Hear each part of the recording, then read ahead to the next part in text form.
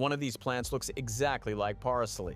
Another was actually introduced by the US government, and one of them you might already have in your yard right now. America has laws for almost everything: speed limits, building codes, what you can and can't say on television. But plants, most people never think about that. They walk into a garden center, pick something beautiful, take it home, and never once consider they could be breaking federal law.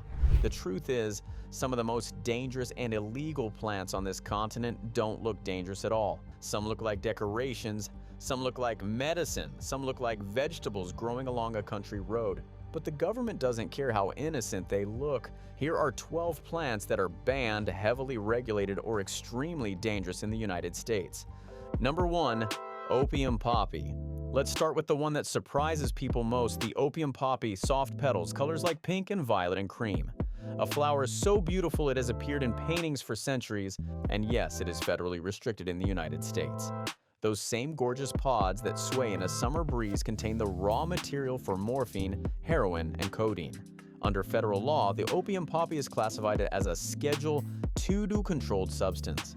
Cultivating it with any intent to harvest the sap or produce narcotics is a serious federal crime.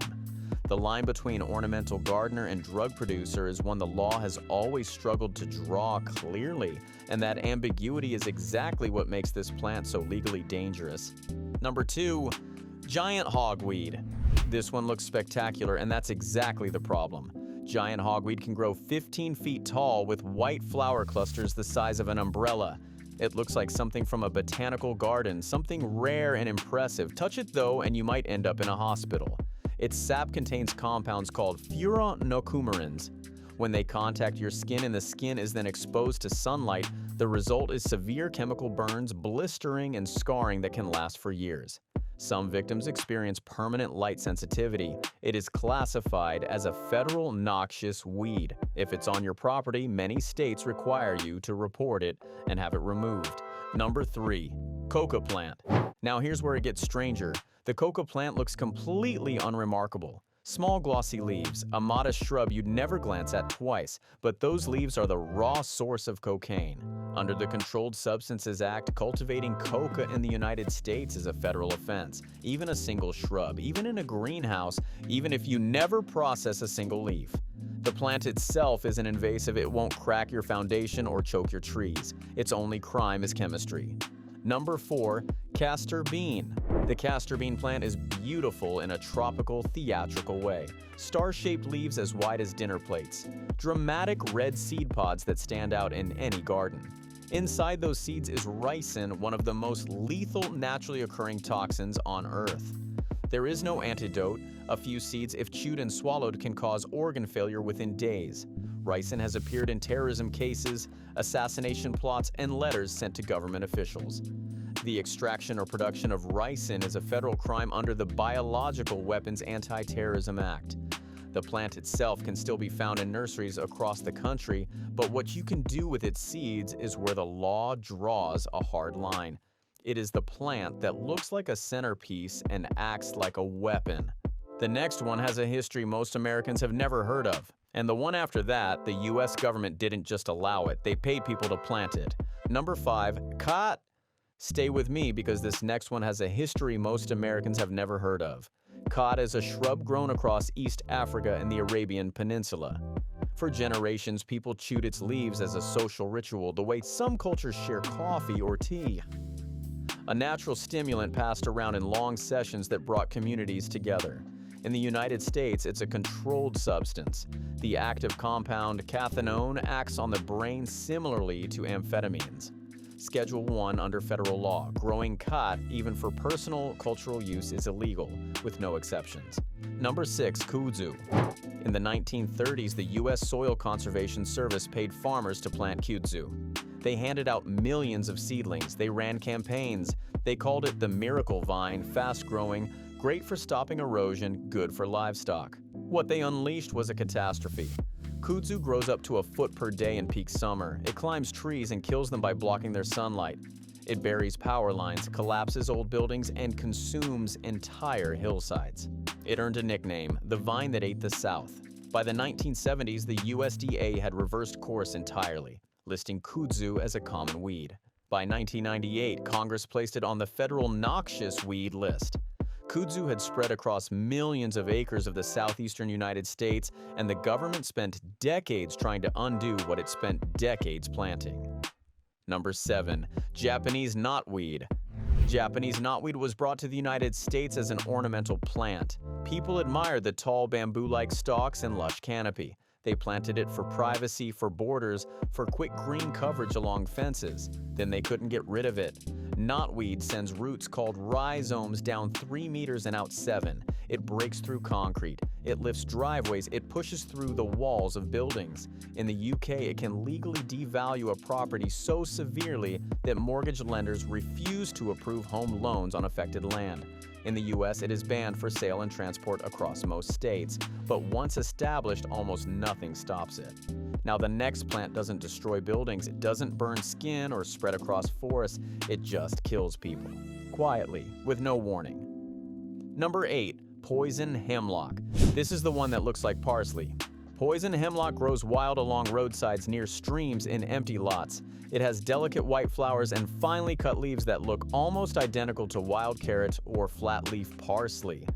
Foragers have made fatal mistakes. Every part of the plant contains chonium alkaloids, neurotoxins that shut down the voluntary muscles. Breathing becomes impossible. Consciousness remains. It's not a quick death. And being fully conscious while your lungs stop working is not a peaceful one. This is the plant used to execute the philosopher Socrates in 399 BC.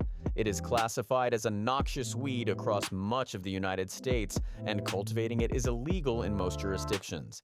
If it appears on your land, authorities recommend against even touching it without gloves. Number 9. Peyote. Peyote is a small spine-free cactus that grows in the Chihuahuan Desert of southern Texas and Mexico. It grows slowly, sometimes a decade or more to fully mature. It barely looks like anything at all.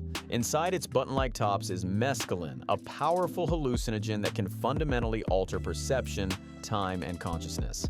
Peyote is classified as a Schedule I substance. Cultivation is illegal for the general public.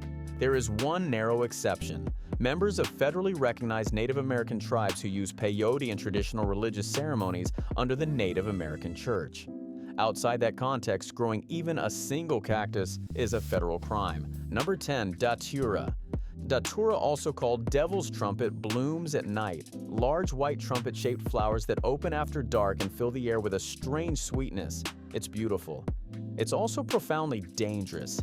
Every part of the plant contains scopolamine, atropine, and hyoscyamine, alkaloids that cause delirium, hallucinations, seizures, and potentially death. What makes Datura uniquely dangerous is that the difference between a psychoactive dose and a lethal dose is very small, and the effects are deeply unpredictable. Datura is not federally banned. In most states, you can legally grow it, but a handful of states, including Kansas, Connecticut, and New Jersey, have restricted its distribution, and some have moved to control it entirely. Nurseries in certain areas refuse to stock it. Emergency departments across the country regularly treat accidental exposures, particularly in adolescents who encounter it without understanding what they're handling. Number 11. Purple leucostrife. Purple loosestrife seems harmless, tall spikes of bright violet flowers, beautiful along wetlands and ponds. It was sold openly in nurseries for decades as an ornamental plant. The ecological damage it caused was not harmless at all. Leucostrife invades wetlands and forms dense, impenetrable mats that displace cattails, sedges, and native aquatic vegetation. It eliminates the habitat that fish, birds, and amphibians depend on. Entire wetland ecosystems have been converted into monocultures of a single invasive species. It is now classified as a noxious weed or invasive species across many U.S. states. Its sale is banned. Its transport is banned, and in many states, landowners are legally required to remove it from their property. Number 12. Ephedra. Ephedra is a scrubby desert shrub that looks like almost nothing. Thin green jointed stems, no real leaves to speak of, something you'd walk past without a second glance, but its active compound, ephedrine, has a complicated history in this country. Ephedra extracts were sold widely in the U.S. throughout the 1990s in diet pills and energy supplements, marketed aggressively for weight loss and athletic performance.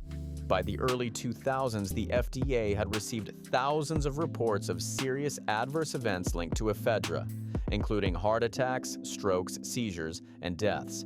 The FDA banned ephedrine-containing dietary supplements in 2004.